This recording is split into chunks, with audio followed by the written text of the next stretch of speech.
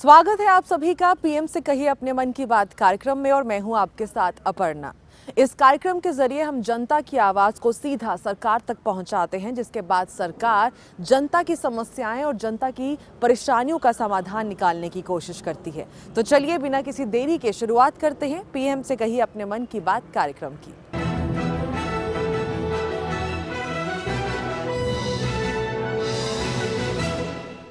कृषि कानूनों के खिलाफ किसान आर पार की लड़ाई लड़ने को तैयार है और यही वजह है कि किसान लगातार अपना आंदोलन भी तेज करते जा रहे हैं।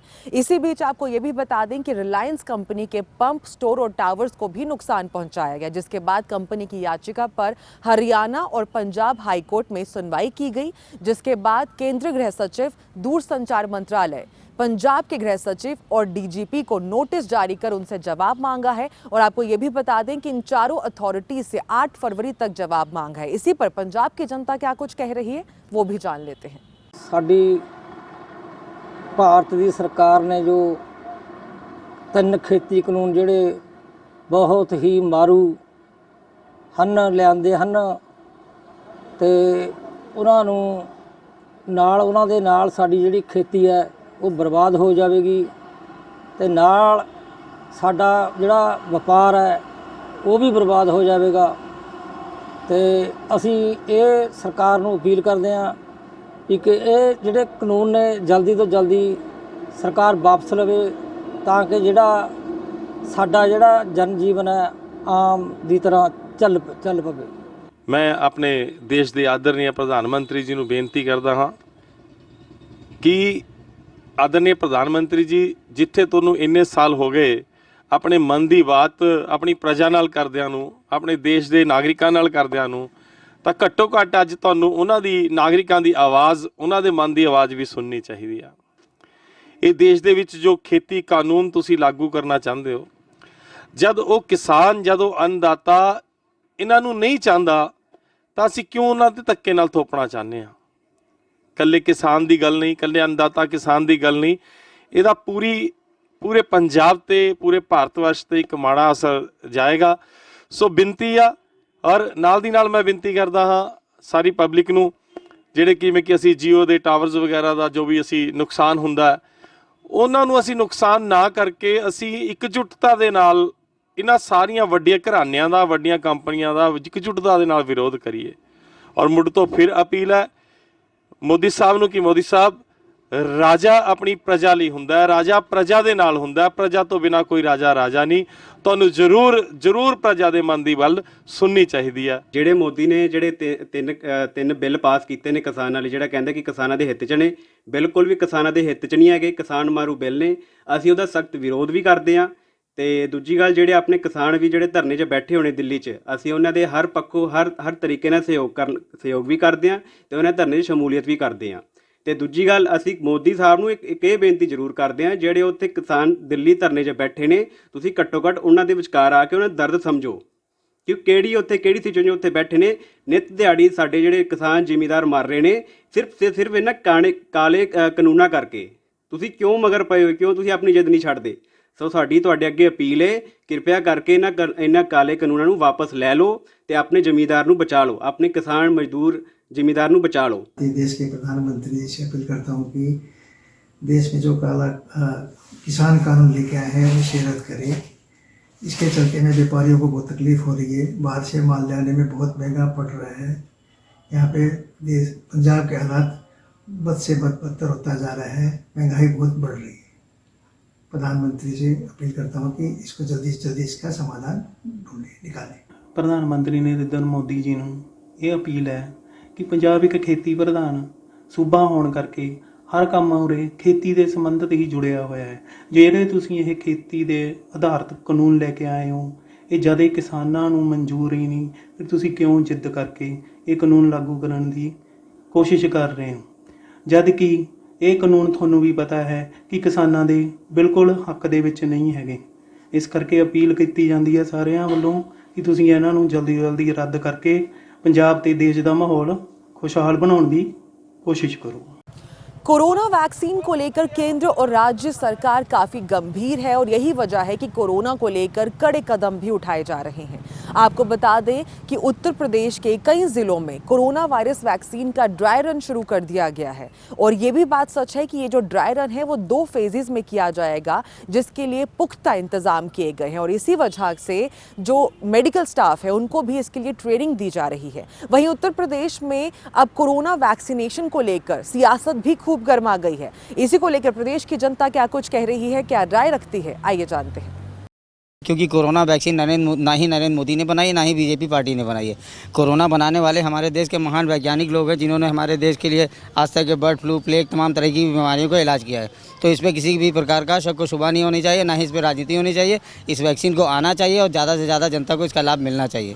नहीं, कोरोना वैक्सीन के ऊपर जो है सियासत नहीं होनी चाहिए, क्योंकि ना ये किसी राजनीति ने बनाई है, मतलब ना भाजपा ने बनाई है, ना मतलब किसी अन्य पार्टी से कोई मतलब नहीं है। जो भी है हमारे देश के जो साइंटिस्ट लोग हैं उन्होंने मेहनत करके बनाया है। जो इसका श्रेय मिलना चाहिए हमारे वैज्ञानिकों को मिलना चाहिए, सरकार से कोई मतलब नहीं है। देखिए, वैक्सीन का विरोध नहीं करना चाहिए। वैक्सीन का विरोध करने जो करता है वो नकारा है। इस पर शायद बिल्कुल सियासत नहीं होनी चाहिए। वैक्सीन एक इलाज की है, इलाज के लिए लगाई जा रही है। वो कोरोना ठीक हो जाए, उससे हम ये कामना करते हैं। सियासत का तो यहाँ इस समय बात ही नहीं उठती है, क्योंकि हम लोगों को मिलजुल के, देश हमारा खतरे में है इस समय, हम लोगों को एकत्रित होकर जो सरकार का फैसला है उन फैसलों को मानना चाहिए हम लोगों का। तो इसमें सियासत करने का मतलब राजनीतिक मुद्दा को इन्वॉल्व करना गलत है। ऐसा कुछ नहीं है, मतलब वैक्सीन किसी की नहीं है और पार्टी वार्टी ये मतलब ऐसे मतलब एक दूसरे के मतलब नेता नगरी मतलब चलती है। और बाकी वैक्सीन तो बाकी बताया काफ़ी अच्छी, ये किसी की नहीं है और बाकी सबको दी जा रही है वैक्सीन अच्छे तरीके से। आगे संभावना है कि वैक्सीन अच्छे तरीके से सबको मिलेगी।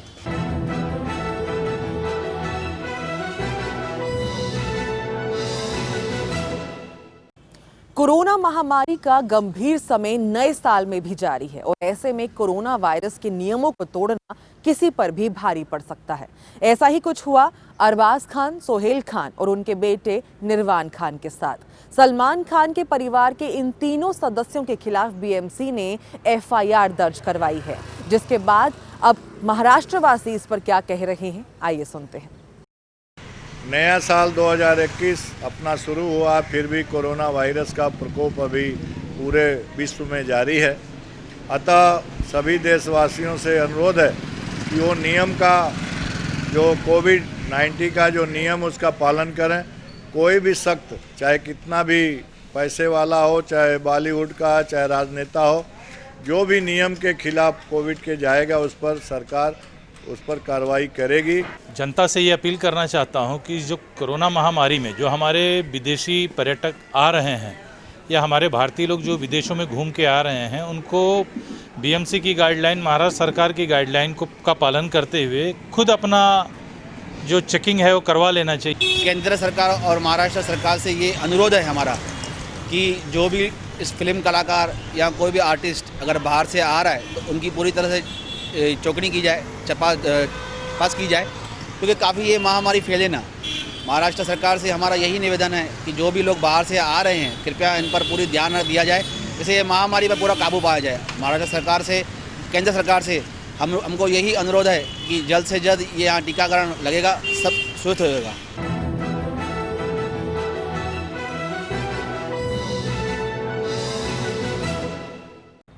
मुख्यमंत्री शिवराज सिंह चौहान ने बढ़ते हुए बर्ड फ्लू के खतरे को लेकर एक इमरजेंसी मीटिंग बुलाई और जिला स्तर पर नजर रखने के निर्देश भी जारी किए गए। इस बैठक में ये फैसला लिया गया कि कुछ दिनों के लिए दक्षिण पूर्व के जो राज्य हैं वहां से जो पोल्ट्री का कारोबार हो रहा है उस पर कुछ दिनों के लिए रोक लगा दी जाए। अब इस पर एमपी वासी क्या कह रहे हैं, आइए जानते हैं।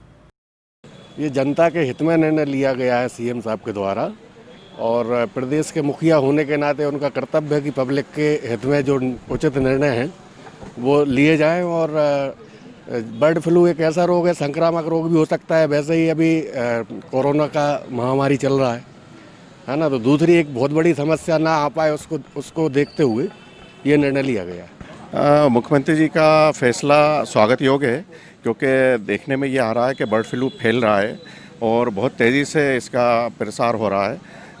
अभी राजस्थान से शुरू हुआ, आपके यहाँ एमपी में भी फैल चुका है, केरल में फैल चुका है, काफ़ी 50,000 डक्स वहाँ पर उन्होंने मारे भी हैं।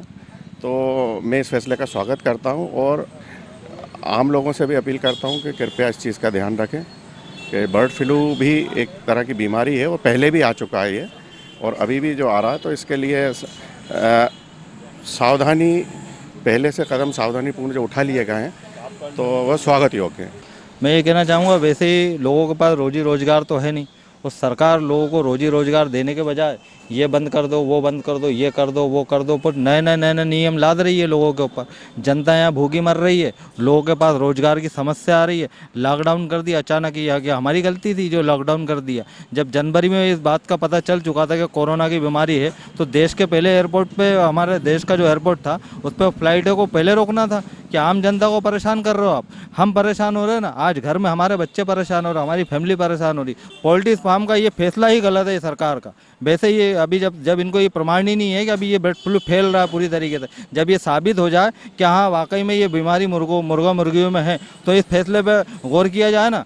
जब अभी तक ये साबित ही नहीं हो पाया तो उससे पहले शिवराज सरकार कुछ भी फैसला करेगी क्या? सर, ये फैसला बहुत ही गलत फैसला है। जैसे आप देखेंगे कोरोना के बाद वैसे ही लोगों के पास रोजगार नहीं है, और एक और ये फैसला लेना कि दक्षिण भारत से जो भी मीट का कारोबार है वो बंद होगा, तो ये फैसला मेरे नज़र में गलत है। क्योंकि सरकार को भी यही नहीं मालूम है कि बर्ड फ्लू किस लेवल पर है। अभी कुछ चंद कौवे ही मिले हैं, अभी मुर्गियों में भी ये पुष्टि नहीं हुई है कि ये क्या नाम है, मुर्गियों के अंदर में इस बीमारी का कोई अभी तक प्रमाण नहीं मिला है। तो ये एक बहुत जल्दबाजी होगी सरकार के लिए कहना कि ये फैसला लेना मेरे हिसाब से गलत है। सर, यही कहना चाहेंगे कि गवर्नमेंट जो भी चीज़ करती है उन्हें कम से कम जो छोटे व्यापारी होते हैं उनका सोच के कुछ करना चाहिए। उन्होंने बैन तो कर दिया, पर उन्हें क्या ये पता है कि जिनका व्यापार इससे चल रहा है उस पर क्या इफेक्ट पड़ेगा। जैसे हमारे लिए, हमारा तो पूरा बिजनेस इसी के बिहाफ पे है, अगर आप ये बैन कर देंगे तो हम फिर क्या करेंगे? हमारे लिए दूसरा ऑप्शन उन्होंने रखा है। उन्हें कम से कम ये ऑप्शन रखना चाहिए कि अगर ये बंद करते हैं तो कितने टाइम तक के लिए बंद रहेगा, और अगर ये बंद कर रहे हैं तो फिर हमारे लिए क्या कर रहे हैं वो लोग हैं। हमारे अगर मैक्सिमम तो हमारे इससे नेगेटिव पॉइंट हो रहा है ना, हमारे लिए सब कुछ नेगेटिव हो रहा है, हमारे लिए कुछ भी चीज़ अच्छी नहीं हो रही है। अगर सर जैसे उन्होंने बैन रखा है उस हिसाब से चीज़ें सस्ती हो सकती है, बट सर लोगों की राय ऐसी हो जाती है कि वही चीज़ों में प्रीफर नहीं करते हैं। उनके हिसाब से तो भैया अगर गवर्नमेंट ने बंद किया है तो मतलब बहुत सोच समझ के बंद किया होगा, उसके लिए स्वास्थ्य के लिए नुकसान है, और हमें वापस हमारा बिजनेस स्टार्ट करने के लिए भले ये हो सकता है आने वाले टाइम में ऐसा होगा कि शायद गवर्नमेंट ये भी बोल दे कि ऐसी कोई बीमारी नहीं थी, ये सी अफवाह थी। लेकिन जो लोगों के माइंड में, लोगों के जो दिमाग में चीज़ें बैठ जाती हैं कि भैया उससे हमें नुकसान होगा है, तो उससे हमारी बिजनेस पर इफेक्ट पड़ता है।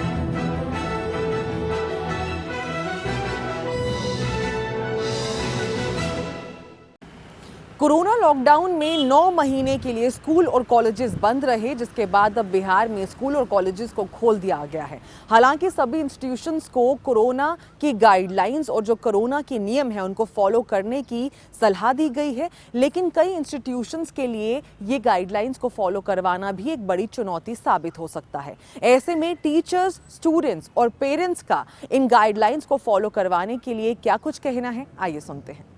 विद्यार्थी को तो स्कूल भेजना अति आवश्यक है, लेकिन क्या करें, पॉजिटिव पाया गया है हर जगह, इसलिए डर सा बना हुआ रहता है कैसे भेजें। स्कूल तो सरकार खोल दी है, पढ़ाई भी बहुत अनिवार्य है, लेकिन क्या करें, दिक्कत का सामना करना पड़ेगा। क्या 1 साल से स्कूल बंद है, लेकिन पढ़ाई तो चौपट हो गया सबका, बाल बच्चे का। के लिए कोई दिक्कत आ रही है, हमें स्कूल जाने से डर लग रहा है और बहुत सारी परेशानियां भी आ रही है। तो हम लोग अब कोरोना को कैसे रोकेंगे, तो हम लोग स्कूल जा सकेंगे, और कोरोना से हम लोग को सुरक्षित रहना होगा, हम लोग को मास्क पहनना होगा और सैनिटाइजर से हाथ धोना पड़ेगा। कोरोना को देखते हुए अभिभावकों के बीच में बहुत बड़ी चुनौती है, क्योंकि बच्चे जो है ना 1 साल से स्कूल नहीं जा पा रहे हैं, और अभी जो सरकार ने कहा है कि स्कूल खोल दिया जाएगा, तो हम अभिभावकों को भी ये टेंशन हो गया कि स्कूल तो खोल दिए वो, लेकिन हम अपने बच्चे के स्कूल भेजें कैसे, क्योंकि अभी भी कोरोना खत्म नहीं हुआ है। फिर भी पढ़ाई तो बहुत ज़रूरी है, मैं तो प्रधानमंत्री से यही कहूँगी कि खोले तो हैं, दिशा निर्देश भी दिए हैं, उनका पालन भी जरूरी है, लेकिन हम अभिभावकों को यह जरूरी बन गया है कि मेरी भी जिम्मेदारी है कि हम अपने बच्चे को मतलब सुरक्षित रूप से भेजें। अगर उनमें कोई लक्षण पाए जाए तो उनको स्कूल जाना हम बंद कर दें या उनको हम स्वास्थ्य ले जा करके उनका इलाज कराएं, उसके बाद उन्हें हम स्कूल भेजें, जिससे दूसरे बच्चों को इसका संक्रमण न हो पाए। परेशानी तो हो रही है सर, लेकिन टाइम पे कोशिश है कि टाइम पे हो जाएगी, क्योंकि ऑनलाइन क्लासेस भी हुआ था और अभी ऑफलाइन में भी हम लोग जोरों शोरों से कोशिश कर रहे हैं। एब्सोल्युटली बहुत अच्छे से फॉलो हो रहा है, हम लोग स्पेस भी देख रहे हैं, आप ध्यान से देख रहे हैं और प्रॉपर सिलेबस पे ध्यान दिया जा रहा है। कोरोना काल के पहले बैचेस के साइज बहुत ज्यादा थे, अब उस सारे बच्चे को सेपरेट क्लास देना ये सबसे बड़ी चुनौती रहा। दूसरी हमको चुनौती ये नजर आ रहा है कि बच्चे जो हैं उनको अलग अलग क्लास देने में टीचर का पेमेंट में हम लोग को प्रॉब्लम आ रही है। दूसरी प्रॉब्लम ये आ रही है कि हम लोग का टाइम जो टेकन है वो बढ़ा है, लेकिन उसका कुछ सोल्यूशन एक ही रूप में मिला ऑनलाइन क्लासेस के माध्यम से। लेकिन आज के डेट में जैसे ही सरकार ने खोलने का आदेश दिया तो हमें ऑनलाइन क्लास को भी जारी रखना पड़ रहा है और दूसरा ऑफलाइन क्लासेस को भी आगे कंटिन्यू करना पड़ रहा है। इसमें हम लोग को समय की सबसे बड़ी चुनौती नजर आ रही है और उस रेशियो में हमारे बच्चे उतने आपके कोचिंग में नहीं आ पा रहे हैं, जिसके कारण हमें सबसे ज्यादा इकोनॉमिक प्रॉब्लम हो रहा है। ये पहली बार ऐसा मौका मिला है, आया है ऐसा कुछ कि जो पहले जैसे क्लासेस चलती थी बहुत भीड़ों में चलती थी और अभी के टाइम में आप देख सकते हैं सारे बच्चे बहुत दूर दूर सेपरेटली बैठते हैं, है ना, प्रॉपर डिस्टेंसिंग का पालन करते हैं और हम लोग मैक्सिमम कोशिश करते हैं कि एक दूसरे से दूर दूर ही बना के रखें, ठीक है। और दूसरी बात है कि हम लोगों के जो भी हो सकता है मैक्सिमम से मैक्सिमम हम लोग ट्राई करते हैं कि यहाँ पे जो बच्चे आए वो सेफ रहें, सुरक्षित रहें। और इसके पहले हम लोग 4 जनवरी से पहले जब सरकार ने बंद कर रखी थी तो हम लोग ने ऑनलाइन क्लासेस प्रोवाइड किए थे बच्चों के, जिसमें उन्होंने लाभ उठाया। लेकिन अब जब ऑफलाइन स्टार्ट हुई है तो सारे बच्चे बहुत जोश से और जुनून के साथ आ रहे हैं क्लासेस और कर रहे हैं।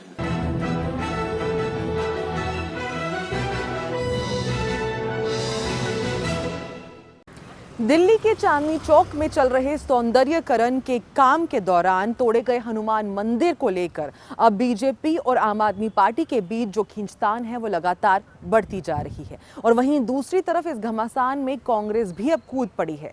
सियासी बयानबाजी के अलावा कुछ हिंदू संगठनों ने भी इस मामले को लेकर जमकर बवाल काटा है। ऐसे में इस पूरे मामले पर दिल्ली वासी क्या कह रहे हैं, उनकी क्या राय है, आइए सुनते हैं।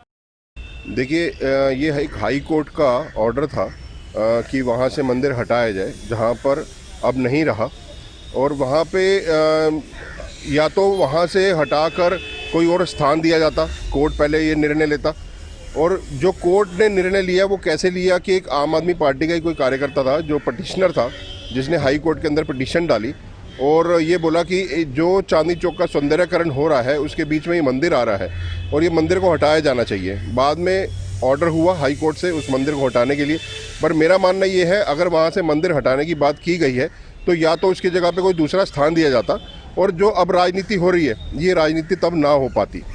मैं भी यही कहना चाहेंगे कि जिस प्रकार से हमारे सनातन धर्म को इन लोगों ने ठेस पहुँचाया है तोड़ करके मंदिर को, तो इसमें कहीं ना कहीं तो सरकार का इच्छा होगी तभी तो तोड़ी गई है। अब बीजेपी ने तोड़वाया या आम आदमी ने तोड़वाया, जिसने भी ये कार्य को किया है वो एकदम गलत है। हमारे सनातन धर्म को ये लोग चैलेंज दे रहे हैं बार बार और जहाँ तक है कि अधिकतम देखा जा रहा है कि मंदिर ही मंदिर निशाने पर आ रहे हैं।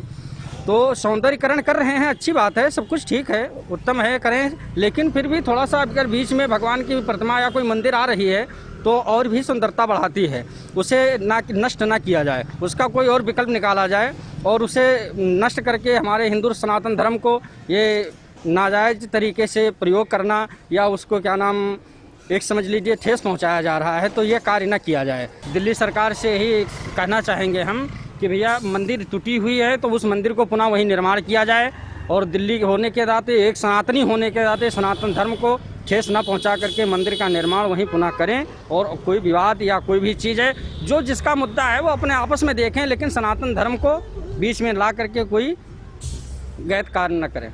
जिस तरीके से ये कार्रवाई हुई है, ये कार्रवाई दिल्ली सरकार के माध्यम से हुई है क्योंकि दिल्ली सरकार का ये प्रोजेक्ट है, जो सौंदर्यीकरण का प्रोजेक्ट इन्होंने बनाया है वो दिल्ली सरकार का प्रोजेक्ट है और दिल्ली सरकार ने ही इस प्रोजेक्ट के लेकर हाई कोर्ट गई थी और हाई कोर्ट के जब आदेश हुए तो वो दिल्ली सरकार के माध्यम से ही हुए और दिल्ली सरकार के माध्यम से ये मंदिर टूटा है।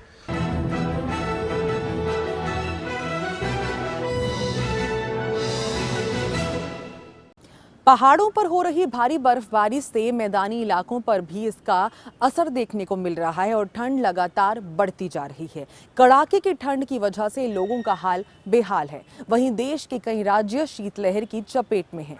मौसम विभाग की बात करें तो मौसम विभाग का साफ तौर पर यह कहना है कि आने वाले कुछ दिनों में अभी ठंड से राहत मिलने के कोई आसार नजर नहीं आ रहे हैं। वहीं उत्तराखंड सरकार ने जनता को ठंड से राहत देने के लिए कुछ कड़े कदम उठाए हैं।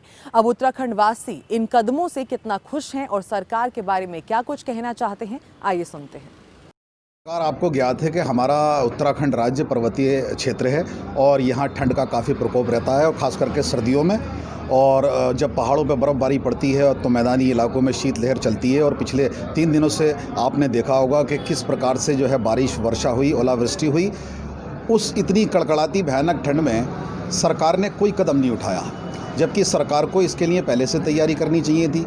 लोगों को, नागरिकों को फ़ायदा देने के लिए जो रात रैन बसेरे जो सरकार के सुचारू चलने चाहिए वो नहीं हैं। लोग सड़कों पे सोने को मजबूर हैं, लोगों के पास ओढ़ने के लिए रजाई कंबल नहीं है। इस और सरकार को ध्यान देना चाहिए, जनता के लिए कार्य करने चाहिए। देखो अभी तक तो ऐसा कुछ नहीं है। कुछ नहीं है अभी। अलाव वगैरह की व्यवस्था कोई आपके लिए नहीं, कुछ नहीं है यहाँ पे। कुछ नहीं है अभी। यहाँ हम सुबह 6 बजे दुकान खोलते हैं, शाम तक खड़े रहते हैं, शाम तक। लेकिन अभी तक कोई भी सुविधा का सरकार से नहीं मिल रहा है। कुछ नहीं है, कुछ नहीं है। अगर हम खामा बोले कि ऐसा करा सरकार ने, लेकिन सरकार काम तो ठीक कर रही है, लेकिन फिलहाल के लिए इस चीज़ के लिए कोई भी नहीं है, कोई रिएक्शन नहीं है। तो आप क्या कहना चाहेंगे सरकार से कि देखो हम तो यही कहेंगे कि देखो जो भी हो सके थोड़ा इस पर थोड़ा ध्यान दें, गौर करें। पीछे गरीब आदमी, ठंड है, तेज़ी से बढ़ रही है और तेज़ी से बढ़ने के अनुसार ये भी है कि दिक्कत परेशानी तो बननी है। तो हम यही कहेंगे थोड़ा सा, जब सबको देख रहे हैं तो थोड़ा सा यहाँ भी देखें। जिस तरीके से ठंड प्रदेश में लगातार बढ़ रही है, अभी 3-4 दिन लगातार बारिश भी हुई है तराई के क्षेत्र में, लेकिन आप प्रदेश सरकार के क्या लोकल स्तर से आप देख लीजिए, नगर निगम से देख लीजिए आप, कोई अलाव की व्यवस्था नहीं है, कोई इस प्रकार की व्यवस्था नहीं की गई कि गरीब लोग हैं, जो राहगीर लोग हैं, उनके लिए कोई ठंड से बचने की व्यवस्था की जाए। इस तरह सरकार ने लाखों करोड़ों रुपए क्या नाम है उसमें ख़राब कर दिए जो हमारे मुसाफिर खानों में, लेकिन वहाँ को भी कोई लोग ठहर नहीं रहे हैं। तो सरकार केवल अपनी वाहवाही लूटने का काम करती है, उन्होंने कोई कार्य नहीं अभी किया नहीं है। काशीपुर से आप देख लीजिए कितने आश्रय बने हुए हैं, लेकिन कहीं कोई मुसाफिर रुका हुआ नहीं है। इस समय जैसे ही बारिश ख़त्म हुई है और शीतलहर का प्रकोप अब आने वाला है और यहाँ के नगर निगम में मेयर साहब को, बल्कि मेयर साहब गामा जी हैं, सुनील गामा जी, उनको यहाँ पर स्पेशली लकड़ी के लिए और जो लोग सड़कों में रहते हैं उनके लिए रेन बसेरा टाइप का जो रजाई गद्दे हैं उनकी सुविधा करवानी चाहिए और प्रशासन को इस पर थोड़ा ध्यान देना चाहिए। भगवान सरकार को उनके मकान बनाए जी, यहाँ से उनके रहने के लिए कपड़े दे, खाना जो गरीब है बेचारे खाने पे रखाए, उनको देखभाल करे, ये सरकार काम है। सब बेटा फिर हम जब पढ़े लिखे आदमी है, हम लोग खुद अपना काम करना चाहिए है, दूसरे क्या करने की सरकार क्या करे इतने बेचारे। जब हम अपने परिवार नहीं देखते हैं 10 आदमियों का, तो सरकार 1.5 करोड़ आदमी क्या करे। मैं घूमता नहीं कहीं, मैं देखने मैंने देखा दिमाग।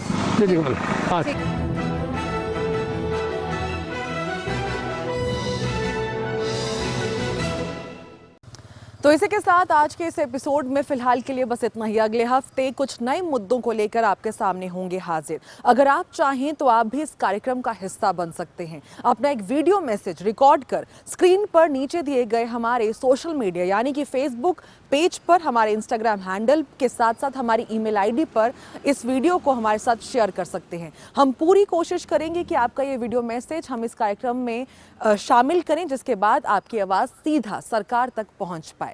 तो इसी के साथ मुझे दीजिए इजाज़त। आप अपना ख्याल रखिए और देश और दुनिया की तमाम बड़ी खबरों के लिए आप लगातार देखते रहिए JK 24/7 न्यूज़।